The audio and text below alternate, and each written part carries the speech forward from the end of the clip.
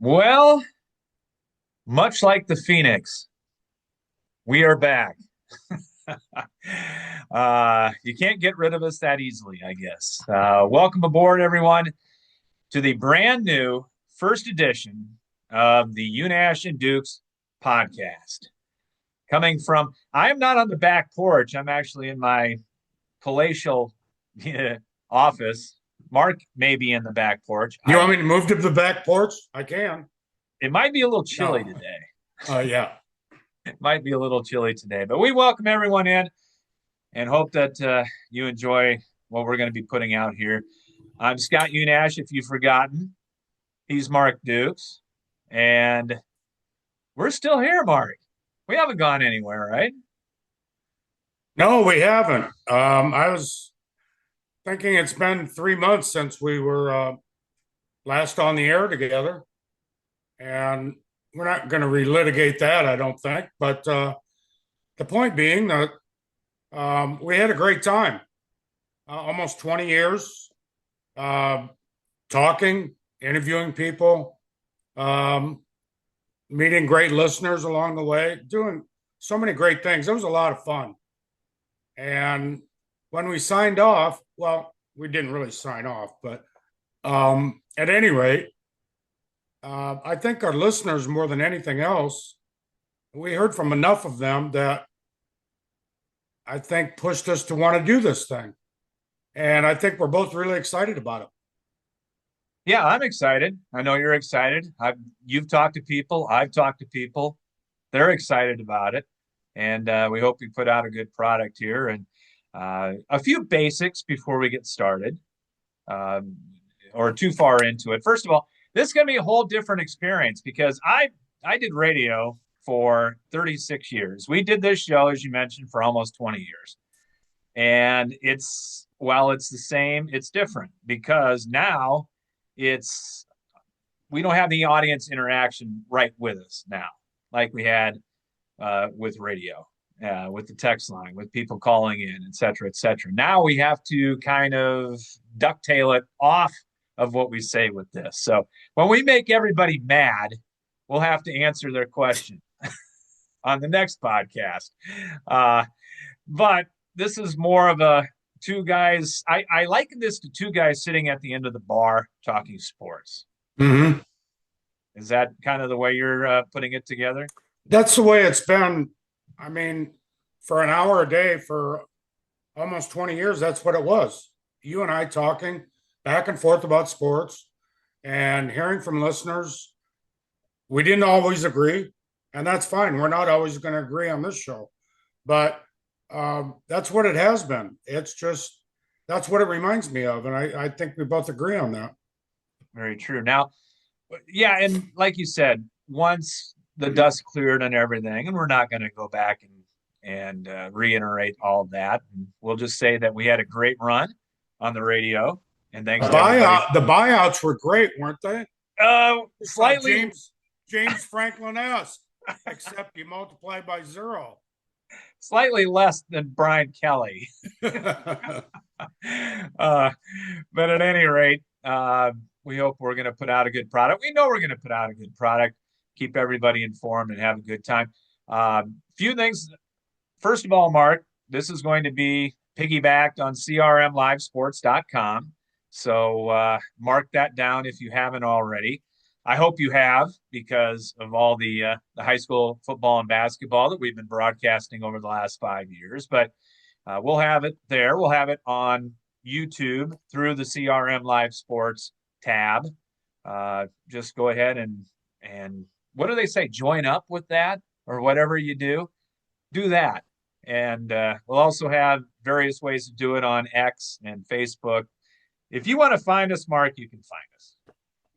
Absolutely. We'll be posting on, as you said, Facebook and Twitter and access it on the platforms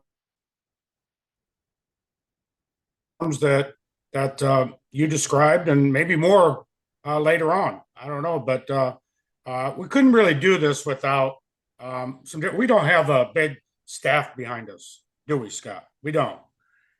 We've got Your wife, three people. Your wife, your son have been instrumental in this. Steve Kane, our great friend, has been tremendous in advising us, and um, some sponsors have already come on board with us, and we're really appreciative of that. Yeah, two of them from years past. A big thanks to Emil's Hideaway, one of our presenting sponsors, Mark, our good friends over there, and Jamie and Chris and everybody. We miss Dave each and every day, but they are going to jump on board and they have become one of our presenting sponsors. And then Kurt Gustafson Agency of American Family Insurance is also announced his sponsorship with us. So there's room for plenty more. And you can find out more information on that you can go to the Facebook page, Mark. I know that. Uh, Give them the title of the Facebook page if they haven't gotten already. It's Unash ampersand, if you know what an ampersand is. Unash ampersand. And we have an email address. It's unashanddukes@gmail.com. You can reach out to us there. There'll be places to comment on anything you choose on Facebook and Twitter. And breaking news, Scott, Bim Ritter Sportswear has just hopped on board. Well, hey, thank you, Gary. Appreciate that a whole lot. So, yeah, and there's plenty of room, and you can find out more by tuning in to that. And so that's how we're going to be seen. That's how we're going to be. Yeah, we're seen now. We are not a secret anymore. I mean, people saw us. Yeah, don't do that. When we did certain things on the radio, but yeah, people are going, man, they do have faces for radio. That's what I thought all along. That's why I was in the newspaper business. And But that's it's great to be here on this platform, and we're going to do a lot of different things. It's not going to be like the old show per se. Some of it will be. Scott, I think we're going to have some fantastic guests, especially on the next episode, kicking off Mark Ironside on wrestling, brought to you by Kurt Gustafson, Agency of American Family Insurance, and other special guests. And I think we're going to get into some topics. We're not going to call them topics. We haven't really named the segment, but it's like sort of oral histories. Great athletes and coaches. Great moments in Eastern Iowa sports history. Um, we're not going to tackle a bunch of national things because we're local. Listeners out there, you're local, even though you might consume us in California or Florida or Texas, wherever it may be, North Carolina, wherever it may be. But we're going to do a lot of different things, and looking forward to it. Yeah. And what have we been doing over the last several months? What have we I been had a doing? great, I had a great summer. It was a great summer, very active summer. We got out and played some golf. I know you were over in the Ryder Cup, the Senior Ryder Cup. I'm Team sorry one, about though. that. The Team team one. won. The team won. But it was a great summer. From August to now, we missed a whole lot of people, but we're going to reconnect right now. Yeah. A lot of things. It was a little bit different getting into the football campaign, though, without Yeah. having to talk about it uh, on Monday. And we're going to get to football coming up here. People are going already, hey, enough. Let's talk about this. But uh, Well, we the football season hadn't started when when we left the air, correct. and now it's 9 games in. In the case of most teams, and like you said, we're going to talk about that. But yeah, a whole lot of things. I mean, players are being paid now, coaches are being fired and accumulating millions of dollars, and the Ryder Cup was played, and we're going to have robo umps next year in Major League Baseball, and we missed all that. We need robo umps in the NFL. Some things haven't changed, folks. I'm still waiting for good calls on Sundays. and consistent calls You're on going to wait a Sundays. while. It's going to be a while. Robo umps. We have the LA Dodgers. Hey, they won again. Uh, what a World Series, and may get to that coming up here in a little bit. But football is king, as we know, and let's start right there and get into it. Iowa and Iowa State. It's been a tough season for you and I. We know that. A little bit closer to home. Wartburg again, the almost champions of the American Rivers Conference, or if they haven't been, they're going to be very, very soon. Co-playing probably to get into the playoffs coming up this week, but everyone wants to start off at Kinnick Stadium from Saturday. If you haven't dried out yet, you will. If you haven't got the feeling back in your extremities, you will. It'll be okay. 18-16 victory for Oregon, come from behind fashion. And man, I think the same tenet of the year for the Iowa football team is out there again, Mark. That man, it's if you're a Hawkeye football fan, it has been so close. You could probably go to three plays or three things in each of the losses, one in each loss. If that worked, then man, this could be a special season. But sometimes you win close games, sometimes you don't win close games. And Iowa, for the most part, has not won the close games this year. The difference between having a very good football team, which I think Iowa is, and a college football playoff contender is those close games. I mean, Iowa has 3 losses by a total of 10 points, led or was tied in all three, 2 of them against top 10 teams in Indiana and Oregon. The teams that win those games, like Oregon did Saturday, prevail on those games. And this should be nothing new to Iowa football fans. You and I have watched Kirk Ferentz from day one. And throughout his whole career, most of his whole career, it's been 1-score games. I think I looked it up one time. About 35, 38% of his games in which he's coached at Iowa have been 1-score games. And Iowa has 3 of those this year, 4 actually, if you count the Penn State win. But 3 of those losses, again, very narrow. Iowa had a chance to win them. And I mean, it's a big difference. Sometimes it goes your way. Last year, Iowa State won 5 1-score games and won 11 games. Had those not gone a particular way, obviously it would have been a whole lot different. Indiana could be 8-2 right now instead of 10-0 and number 2 in the country. I mean, Texas A&M and Georgia both have 3 1-score wins. Those go different. They're not maybe talked about as seriously in the college football playoffs.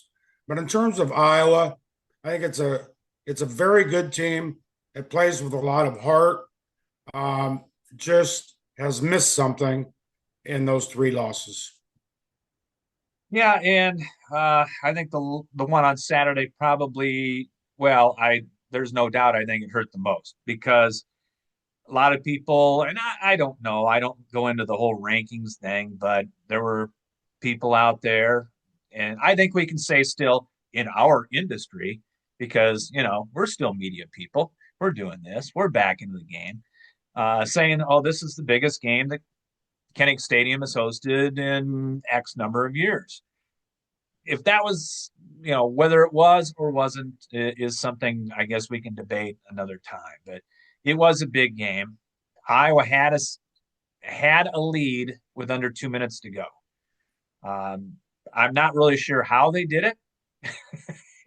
The elements, I think, had a lot to do with it. The fact that Oregon didn't have not one, not two, but not 3 of their top receivers, their right tackle out there.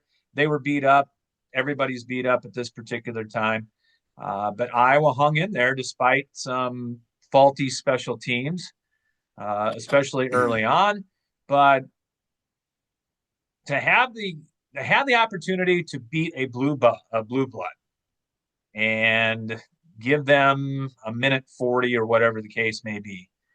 You kind of knew in the back of your mind when Iowa scored that, you know, this is probably too much time for Oregon. I'll also tell you what, interesting fact, Mark, if you notice where the 2 point pass was nearly a 2 pointer at the end Hmm. after it was deflected, pretty much within 3 feet of Scott Helverson's would have been touchdown catch in the Michigan game back in I hadn't thought 1985. about that. Yeah. 1985. That is a bad. Let's quit running plays to that part of the Kinnick Stadium end zone if you're Iowa. Yeah. Kamari Moulton was just out of the end zone on that 2 point conversion. And, a lot of what ifs.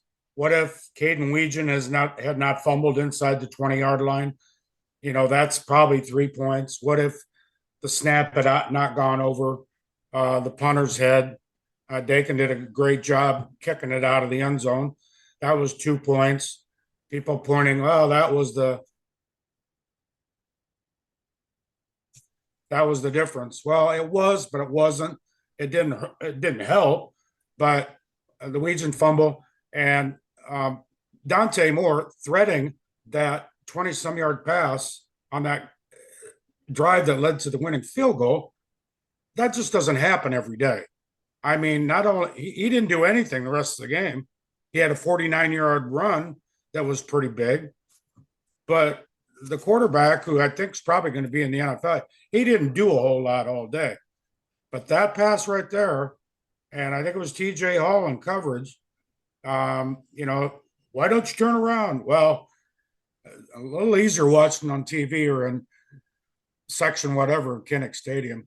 He was all over him, but the catch was made and the drive continued and the winning field goal was made. Those types of things determine wins and losses so much in college football. It was a perfect pass. There wasn't a whole lot more that he could have done to defend it. I mean, you tip your hat to the other team when something like that happens. They still got to go in and kick the field goal in adverse weather conditions. And Atticus, is he going to go down in the same as Pembroke Burrows the third? Great name, huh? He might be. What Atticus Sappleton or whatever it was for Oregon, their kicker. Anyway, another one of those great names you're never going to forget, as Mike Halas said in his column on Sunday. But had a chance, and all the what ifs out there, and you put all the what ifs together, Hawkeyes might be, an undefeated or one loss team and talking about the college football playoff. And now they aren't. You got to face reality at this point. 3 losses and a really, really tough trip coming up on Saturday. Going back out to Southern California, the USC Trojans, as Keith Jackson used to say. Iowa hasn't played USC since the 70s, Mark. Since USC at that time was scheduling Iowa because they were a cupcake at that in the early 70s. We all know Kirk Ferentz does not like to go to the West Coast, and here it is, the first one. A lot of interesting things coming up on Saturday. Yeah, I think when the schedule came out, and we didn't have a chance to talk about it at the time, but we do now. Um, I circled that game as problematic, and I think you probably did too.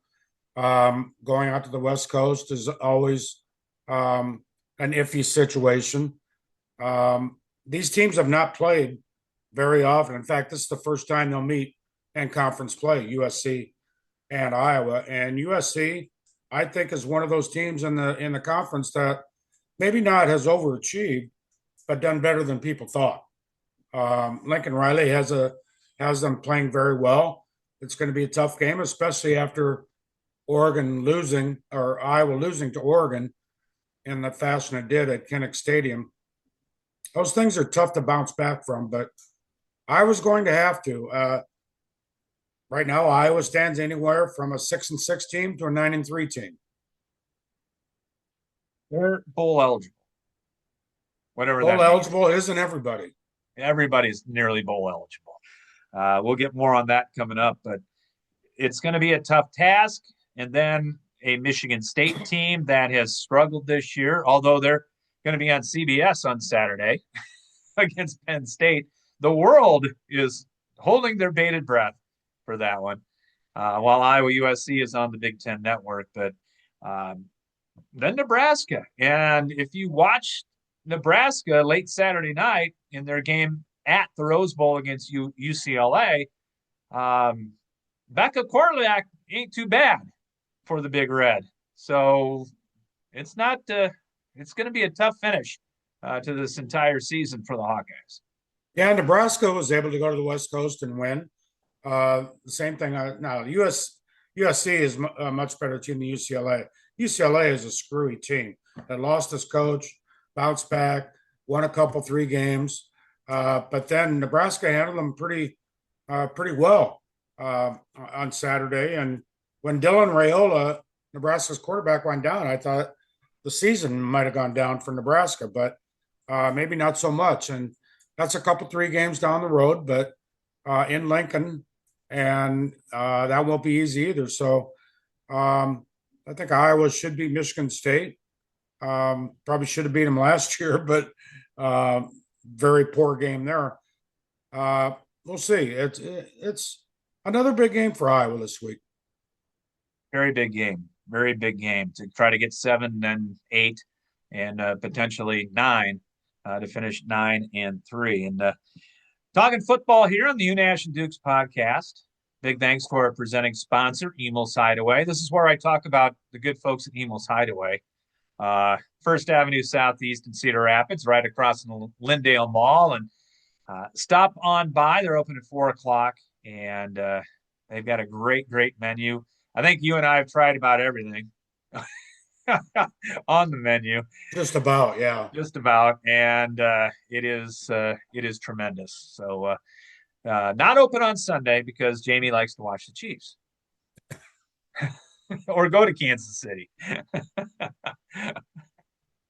No, that we can't thank Emils enough. Chris responded almost like that when we told him what was going on, and just been great people, great supporters of us, and maybe we'll get Chris on to make a pick or two. Why not? Yeah, Chris, Nate, they can collaborate. Yeah, we'll get them. We'll do that, and we do miss Dave and the Emil's Hideaway pick 6, but maybe we'll get that going again sometime in a different iteration. But that's the Iowa story. Iowa State, Mark. Iowa State gets their 6th win. They are bowl eligible. You talk about Iowa's screwy season. How about the Iowa State screwy season so far? Starting off, a house of fire, a couple of injuries in the secondary hit, and then 4 losses hit for Iowa State.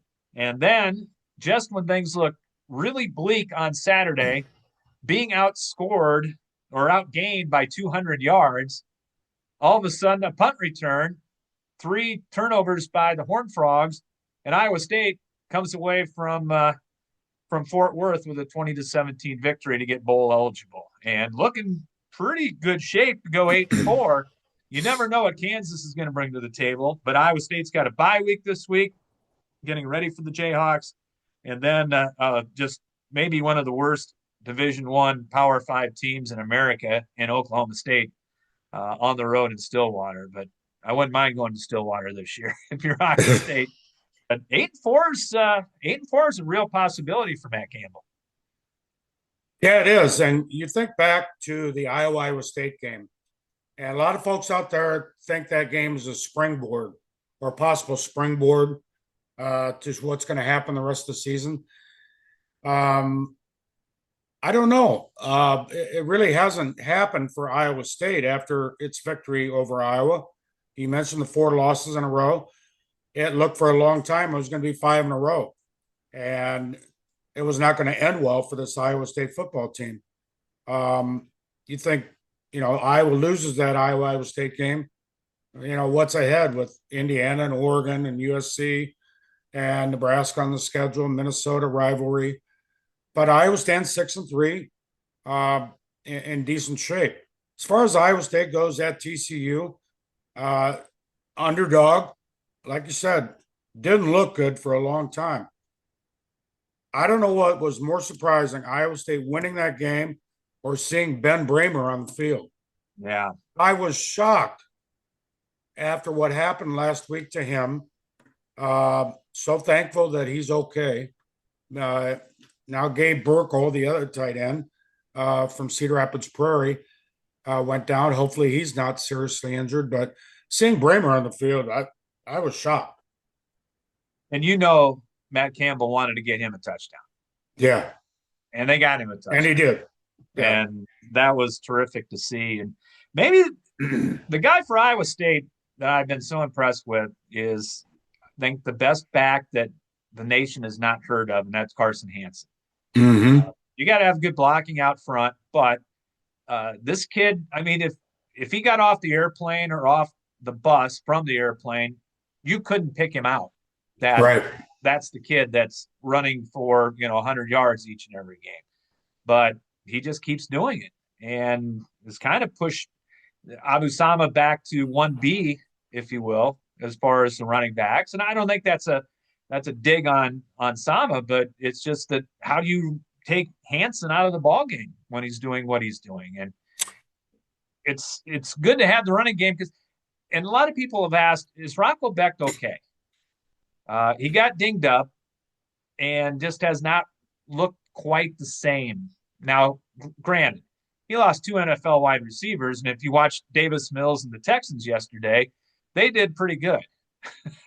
All three of the Iowa State wide receivers for the Houston Texans. But when you lose a couple guys like that, it's not the easiest thing to do, even if you can replace them like you can now in the NIL era. But Iowa State's got a good chance to get 8, I think. Yeah, you make a good point about Iowa State losing the two receivers, Noel and Higgins. That's nice, not easy to stock the cupboards again. Plus, Iowa State lost a couple quality defensive backs early in the season, and I think that hurt the defense. As far as Hansen goes, yeah, he's solid. He's productive. He's always gaining that extra yard.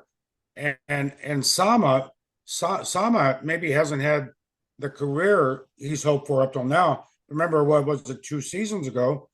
He went off for 200 and some odd yards at Kansas, wasn't it? In the Kansas snow? State in the snow. Kansas State. But two really good backs, but Hansen has really taken that position by storm and been very, very reliable, and they've needed him. Yeah, they have. And it's a topsy turvy Big 12, but I tell you what, I watched Texas Tech Saturday. There's nobody better in that league than Texas Tech and the Red Raiders. Yeah, I And thought BYU was good, and at times I thought Utah was good, but Texas Tech has been really the team this year. yeah, their only loss at Arizona State when Arizona State had Levitt still. And they've got two pretty much layups to end the year. So you could see Texas Tech and BYU once again in Mm-hmm. about a month in the Big 12 championship.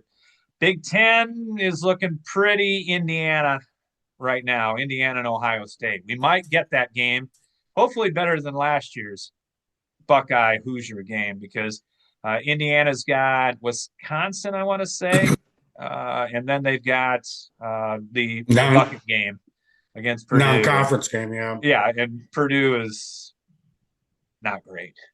yeah. They're going to be Not 12 great. and 0. They're going to be 12 and 0. I don't think I'd pick them against Ohio State, but Kurt Signetti has, proven people wrong, including myself, wrong more than once. Um, Probably should have lost that game at Penn State. Could have, should have lost that game against Iowa. But that's what we talked about in the beginning, winning those close games, and Indiana's done it twice now. Hey, before we get out of football, what do you think? You mentioned the coaching carousel that has started here, and Yeah. these, especially in the SEC, you lose 3 games in a row, look bad on national television, and all of a sudden you're being asked to show in the door. Brian Daboll today for the New York Giants, if you've not heard. Now that's pro football, different than college football, but still. A lot of people sounding off not only due to the fact they get this tremendous buyout pillow to land softly on, um, even James Franklin. And I know James Franklin has his detractors out there, but James Franklin's going to end up, he's going to land on his feet somewhere at a somewhere school between Penn State and Vanderbilt. And he's going to do great. And Brian Kelly's going to get another job. Um, the only one I'm kind of a little bit thinking that maybe he might not get another chance is Hugh Freeze, but we'll see how that plays out. But seems like you lose three in the really, really tough SEC, you're out. And I'm not sure that's fair or not, but hey, it's the NIL world we live in, Mark. They think different about football in the SEC, don't they? Yes, they do. Um, I think the buyouts are ridiculous, but agents have negotiated them for coaches. And why do you have them? Think about it. Why do you have them? If a coach wants to leave, the school should say go. If a school wants to fire a coach, fine. Why do you need a $72 million buyout? To protect yourself? Well, who's being protected? The agent's making a lot of money on these buyouts. And I don't know who the first person to get a buyout was. I recall, I think I remember one time who it was, but I can't remember now. But the buyouts, I know why they're in place, but then again, I don't. True. If you want to go, go. No, I agree. I agree. Before we depart here on our first edition of the Unash and Dukes podcast, it is college basketball season. Hoops is here, Mark. I'm so excited. Iowa State in action tonight at the Pentagon in Sioux Falls as they take on our friend Doug Wagamaster and Mississippi State tonight. I'm really interested to see that game and see not only Wags on the bench, he's the tall one, the tallest one over there, but should be a good game. Iowa State's first big test after two layups.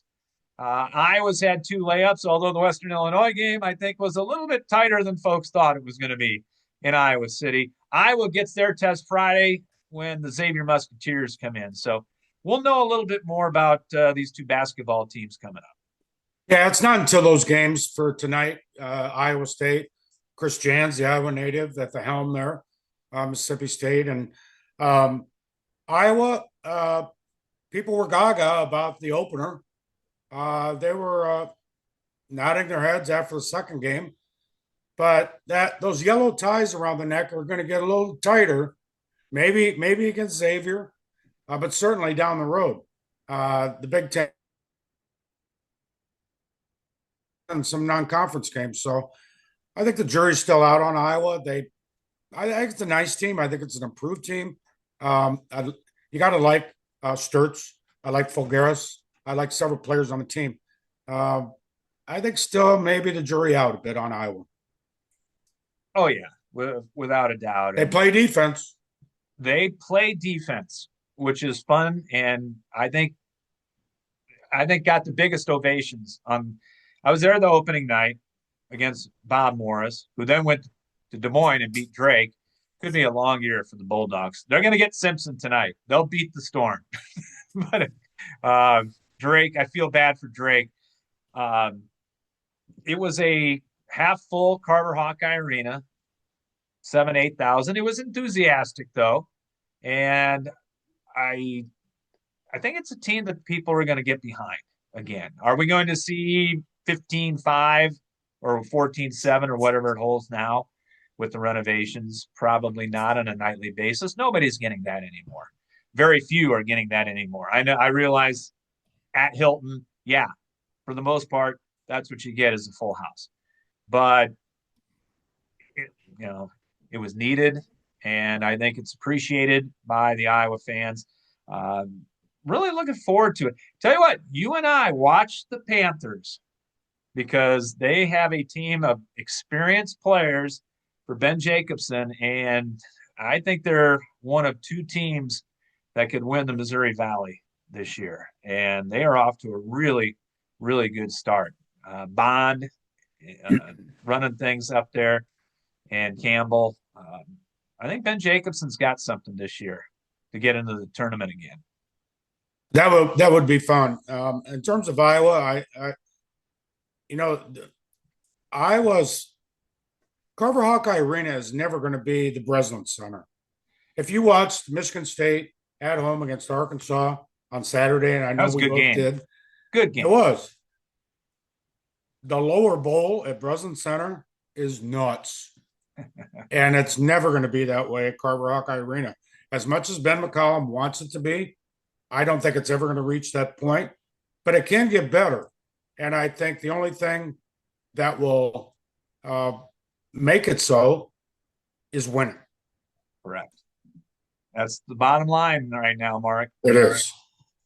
$28 million Texas Tech used to buy themselves a good football team. Worth every penny. Michigan, $20 million. And they may have crossed the line a couple times. But hey, that's the world we live in.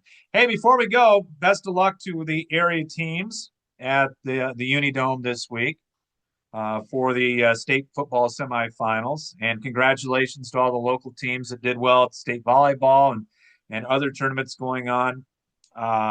We will have on CRM Live Sports on Thursday night. I can do shameless plugs now, Mark, because this is part of the CRM Live Sports department. We will have Xavier and Newton at 6:45 on Thursday. Listen in to John and I. We've been covering this team and all the teams for 3 decades. We know what they do. we got the scoop on it. So we got it at 6:45 on Thursday. But best of luck to Xavier. Best of luck to Iowa City Liberty. I'm going through the list here, Mark, because I want to make sure I don't forget anybody from the area. Solon Spartans, Iowa City Regina, Liberty we mentioned, and Solon. So, yeah, best of luck to all those teams out there. But, yeah, looking forward to that on Thursday night. And looking forward to our next podcast, Mark. We're going to try to do this 3 times each week. So that means Wednesday. And we've already alerted our guest on Wednesday that pretend this is radio. Don't get too rambunctious. But we're gonna bring in Mark Ironside on Wednesday. I'm looking forward to it. We got together this summer, and on Wednesday we're going to talk about that little round of golf that we played. I got a couple comments on that, but Mark is very excited. Kurt Gustafson is very excited about sponsoring this segment, and there's so many wrestling fans out there that we've had Mark on for I don't know how many years, but it's been. I hear from people all over the country that either listen live or access the podcast, and I think they'll do more of the same. The only thing is, he won't be sitting between us; he'll be down there, a third box on this screen. But it'll be fun. Looking forward to it. Looking forward to working with you again, Mark. And we are back officially. So, again, go to crmlivesports.com, X, follow us there, Facebook. You can go to, YouTube, check on the CRM Live Sports, join it right there. But a lot of ways to see our beautiful faces from here on in. Oh, by the way, I said I'd do this for him because we missed Bowling Night in America, but the only 300 so far this year. Congratulations to our friend Bob Dostal, who threw that a couple of weeks ago. He said, yeah, I throw it when you guys aren't on the radio. Well, by golly, Bob, we're going to get that 300 on. And we did. And we're doing so. We're in 4th place right now, everybody. And Bob did it against the Rusty Nails. He did it against the Rusty Nails. Thank you, Bob. Thank you, Bob. All right, Mark, we'll talk Wednesday. Sounds great. Talk to you. Hope you enjoyed it. We'll be back with another edition of the Unash and Dukes podcast coming up on Wednesday. Have a great week, people.